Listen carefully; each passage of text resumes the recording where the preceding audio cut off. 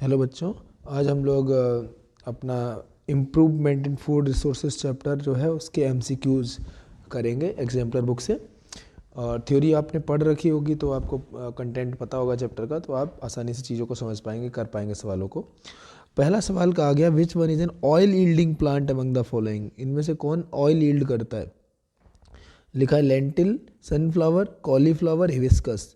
ठीक है, तो सनफ्लावर जो है वो ऑयल प्रोड्यूस करता है, सूरजमुखी जो है उसका उससे तेल निकाला जाता है। ठीक है, नेक्स्ट कहा गया है which one is not a source of carbohydrate. इनमें से कौन कार्बोहाइड्रेट का सोर्स नहीं है? राइस, मिलेट, सोरगम और ग्राम।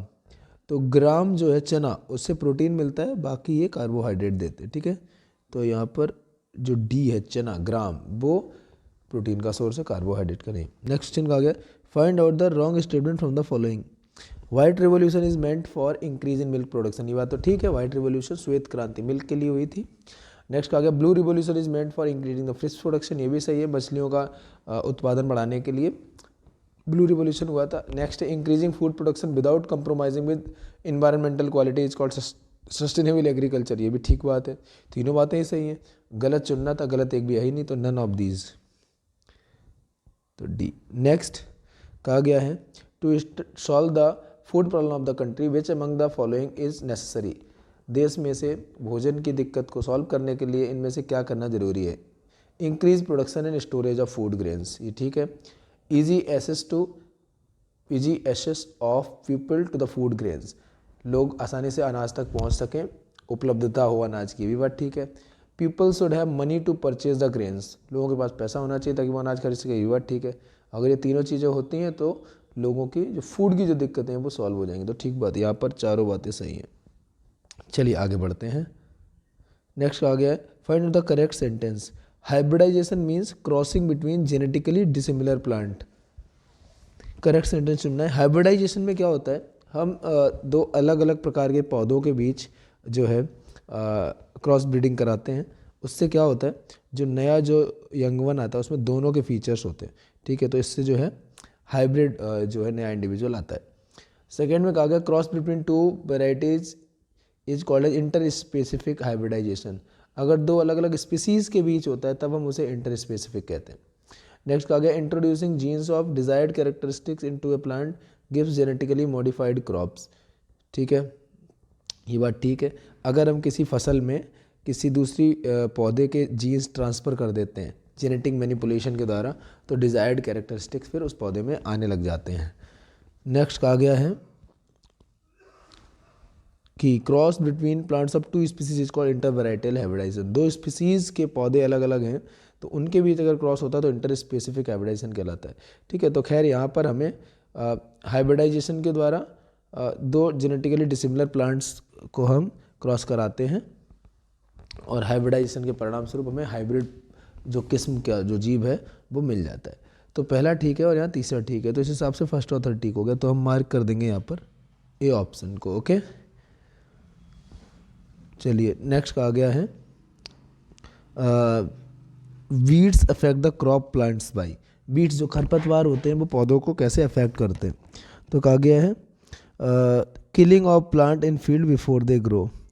बहुत सारी घास अगर उग जाएगी तो हो सकता है कि सारे न्यूट्रिएंट घास ही खा ले, तो जो क्रॉप प्लांट्स हैं वो उग ही ना पाए, तो इनडायरेक्टली फिर वो मर भी जाएंगे, ये भी ऑब्वियस बात है। तो यहाँ से वो इनडायरेक्टली लिंक तो होता ही है। या न्यूट्रिएंट्स अच्छे से नहीं मिल पाए तो जर्मिनेशन ही नहीं हो पाया सीड्स का, तो फिर प्लांट उगेंगे ही नहीं, तो ये भी है। ठीक है, तो ज़रूर वीड्स के वजह से क्रॉप ग्रोथ में शुरुआत में इफेक्ट होता है, और जो पौधे हैं तो ग्रो नहीं कर पाते या ग्रो करते हैं तो अच्छे से नहीं कर पाते। नेक्स्ट कहा गया है, dominating the plant to grow. Plant जो है वो अच्छे से ग्रो नहीं कर पाता, ये डोमिनेट करते हैं घास के पौधे अगर ये खेत में है तो। Competing for various resources of crops, low availability of nutrient, ये भी बात ठीक है।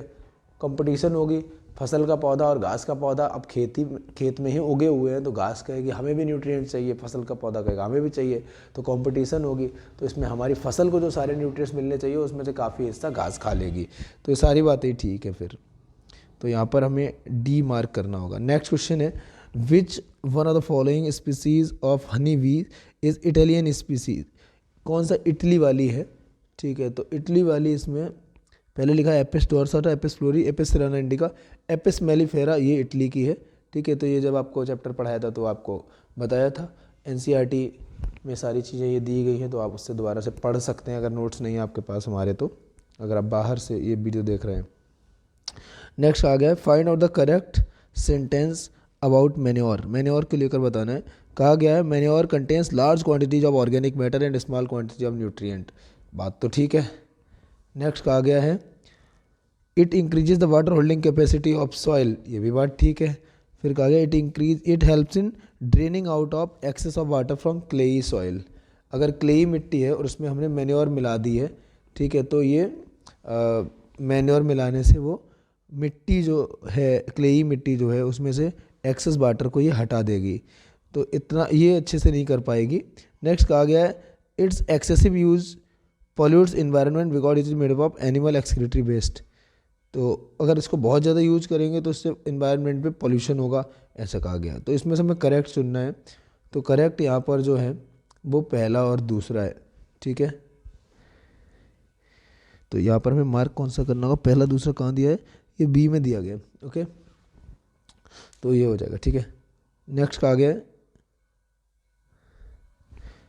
Cattle husbandry is done for following purpose. Cattle husbandry पशुपालन हम क्यों करते हैं, तो कहा गया है मिल्क प्रोडक्शन, ठीक बात है। एग्रीकल्चर वर्क, ठीक बात है, खेतों में सामान वगैरह लाद के हम ले जाते हैं गाड़ी से, वो भी करते हैं। नेक्स्ट क्या मीट प्रोडक्शन, कुछ कुछ पशुओं को पाला जाता है मीट के लिए भी। नेक्स्ट कहा गया एग प्रोडक्शन। एग प्रोडक्शन के लिए कैटल नहीं, उसके लिए फिर पोल्ट्री फार्मिंग होती है ना। तो यहाँ पर पहला दूसरा तीसरा ये कैटल फार्मिंग के अंतर्गत आएगा, और वो हो गया किसमें, ए ऑप्शन में, ओके। नेक्स्ट कहा गया which of the following are Indian cattle, कौन से इंडियन कैटल हैं, ठीक है। तो देखिए कहा गया है बोस इंडिकस, ठीक है, इसके नाम से पता चला इंडिया का, ठीक है। नेक्स्ट कहा गया है बोस डोमेस्टिकस, फिर बोस बुबेलिस, नेक्स्ट बोस बुल्गारिस। तो ये चारों जो है जो कैटल है, इनमें से जो फर्स्ट और थर्ड वाला है बोस इंडिकस और बोस बुबेलिस, ठीक है, ये जो है इंडिया में पाए जाते हैं, ठीक है। बाकी जो बोस डोमेस्टिकस है वो other parts of the world में पाया जाता है, बोस बुल्गारिस भी, ठीक है। तो चलिए फिर जो है मार्क कर देते हैं हम लोग यहाँ पर फर्स्ट और थर्ड, ये आपको याद रखना पड़ेगा, वो है ए ऑप्शन, ओके। इसको आपको याद रखना होगा। नेक्स्ट आ गया which of the following are exotic breed, इनमें से कौन जो है विदेशी नस्लें हैं, brown Jersey, Brown Swiss, Jersey Swiss. तो इसमें से जो सेकंड और थर्ड है ये विदेशी नस्लें, ठीक है। तो ये भी याद रखने वाली बात है। Next poultry farming is undertaken to raise following. Poultry farming क्यों करते हैं, एग के लिए और चिकन मीट के लिए, ठीक है, अंडे के लिए और चिकन मीट के लिए, ठीक है। तो ये दो चीज़ें जो है हमें इससे पोल्ट्री फार्मिंग से मिलती है, फर्स्ट एंड थर्ड। ऑप्शंस दिए गए हैं नेक्स्ट पन्ने पर। तो ऑप्शंस के अकॉर्डिंग यहाँ पर एग और चिकन मीट जो है फर्स्ट एंड थर्ड में था, तो हम मार्क कर देंगे ए वाले को, ओके। नेक्स्ट कहा गया है poultry fowl are susceptible to the following pathogens. इनमें से क्या क्या जो है पोल्ट्री की जो छोटी बर्ड्स होते हैं उनको नुकसान पहुंचा सकते हैं, वायरस, बैक्टीरिया, फंजाई, ये सारे नुकसान पहुंचा सकते हैं, तो आपको केयरफुल रहना है, ठीक है। नेक्स्ट क्वेश्चन कहा गया है which one of the following fishes is feeder. इनमें से कौन सी मछली जो है सतह पर जो है फीड करती है। तो अगर आप जो है एनसीईआरटी से चैप्टर आपने पढ़ा होगा तो उसमें आपको अलग अलग मछलियों के नाम दिए गए होंगे, कौन सरफेस फीडर है, कौन सा बॉटम फीडर है, कौन सा मिड जोन में फीड करती है। तो उसमें जो कैटलाज है वो सरफेस की तरफ फीड करती है, ठीक है। तो डी ऑप्शन में जो कैटलाज है वो सरफेस की तरफ फीड करती है, ठीक है। आगे कहा गया है animal husbandry is a scientific management of. Animal husbandry में हम साइंटिफिक तरीके से क्या मैनेज करते हैं, एनिमल ब्रीडिंग। नेक्स्ट कहा गया है कल्चर ऑफ एनिमल्स, और आगे कहा गया है एनिमल लाइव स्टॉक, मवेशी को पालना, और रियरिंग ऑफ एनिमल्स, ठीक है। ये फर्स्ट थर्ड और फोर्थ पर ध्यान रखना है। कल्चर ऑफ एनिमल्स जो है एनिमल हस्बेंड्री में हम लोग ध्यान नहीं रखते हैं। एनिमल हस्बेंड्री में हम साइंटिफिक तरीके से उनका खाना पीना और उनको सही से पालना और उनसे जो चीज़ें जो हैं हमें प्राप्त हो सकती है, उनके लिए क्या न्यूट्रिएंट के कौन से हमें प्रोवाइड करने हैं, उस हिसाब से डाइट देना और उनको उनका सही टाइम पर वैक्सीनेशन ये सब कराना। तो फर्स्ट, थर्ड और फोर्थ हो जाएगा इसमें, तो ये हो जाएगा डी वाला। नेक्स्ट कहा गया है which one of the following nutrients is not available in fertilisers, इनमें से कौन सा जो है फर्टिलाइजर्स में नहीं होता है। तो फर्टिलाइजर्स में NPK नाइट्रोजन, फॉस्फोरस और पोटेशियम होता है, आयरन नहीं होता। ठीक है, आयरन जो है वो हमें अलग से जो है प्रोवाइड करना पड़ेगा अगर मिट्टी में कम होता है तो। नेक्स्ट कहा गया preventive and control method adopted for storage of grains are, grains को स्टोर करते वक्त हमें क्या ध्यान रखना चाहिए, strict cleaning, proper disjoining, fumigation. तो हमें गोडाउन अच्छे से सूखा हो और उसमें कुछ कुछ धूप भी आती हो, ठीक है, बारिश वगैरह ना आती हो, ये सब चीज़ें ध्यान रखनी होगी। स्प्रे करने होंगे केमिकल्स, ताकि वहाँ पर जो है छोटे छोटे इंसेक्ट्स वगैरह ये सब ना आ सके। तो ये सारी बातों का हमें ध्यान रखना होगा। ओके, तो ये कुछ बातें थी इस चैप्टर से। तो आई होप आपने थ्योरी अच्छे से पढ़ी होगी, तो काफ़ी सारे क्वेश्चंस आप कनेक्ट कर लिए होंगे और कुछ चीज़ें याद रखने वाली भी यहाँ पर पता चली होंगी, तो उनको आप याद भी रखेंगे।